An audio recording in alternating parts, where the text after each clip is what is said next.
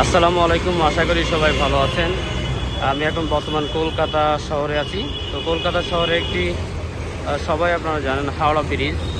তো সেই হাওড়া ব্রিজ এটি আসলে হাওড়া ব্রিজ। তো আমরা আসলাম হাওড়া ব্রিজে। এই যে এই পাশে ওই পাশে হাওড়া অংশ, এবং ওই যে দেখতে পাচ্ছেন এই পাশে এখানে হচ্ছে হাওড়া রেল স্টেশন আছে।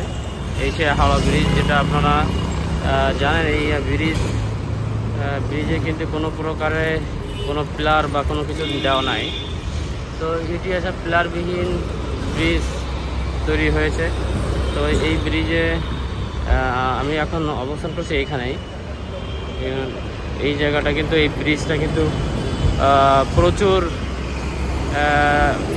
যেহেতু বাস বা বিভিন্ন পরিবহন যাচ্ছে, এখানে ট্যাক্সিগুলো যাচ্ছে। তো এই ব্রিজটা কিন্তু খুব কাঁপুনি দিচ্ছে, প্রচুর কাঁপুনি দিচ্ছে। তো তারপরে কিন্তু যেহেতু পিলারবিহীন এই তো সেটি আসলে এই যে হাওড়া মনে হয় হাওড়া কোনো নদী হয়তো বা, তো এই নদীর নাম নিয়ে হয়তো বা হাওড়া ব্রিজ হয়েছে। আমি জানি না সঠিক আসলে হাওড়া ব্রিজ কী নামে হয়েছে। তো পুরোটা আপনাদেরকে দেখাচ্ছিলাম, এই যে পুরো অংশ হাওড়া ব্রিজ।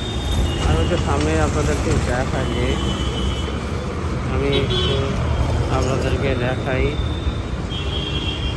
হাওড়া ব্রিজের চিত্র। এখানে যাচ্ছে রেল, ট্যাক্সি, বিভিন্ন প্রকারে যাচ্ছে। পুরা দেখুন কি অবস্থা, কত সুন্দর করে পুরাটা এই লোহার ইস্পাত, এই ইস্পাত দিয়েই কিন্তু তৈরি হয়েছে। কত সুন্দর অবস্থা দেখুন, দেখতে পাচ্ছেন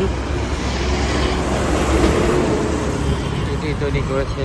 তো এই হচ্ছে যে হাওড়া ব্রিজ, এটা মনে হয় হাওড়া নদী। তো সেটি আসলে আমরা ভোরবেলা মানে সকালেই আসলাম আপনাদেরকে দেখানোর জন্য এই হাওড়া ব্রিজটা। তো হাওড়া ব্রিজ বিশেষত্ব আসলে আমি যতটুকু জানি যে এটার কোনো পিলার বা কোনো কিছু নাই, পিলারবিহীন এই ব্রিজটা। এ পাশে নদী, এ পাশে আছে ব্রিজ, ট্যাক্সি যাচ্ছে, এ পাশে নদী। আমরা এই সাইড দিয়ে আসি এবং এই সাইড দিয়ে এই দেখতে পাচ্ছেন পুরা ইয়েটা আমাদেরকে আসলে দেখায়। এটি হচ্ছে হাওড়া ব্রিজ।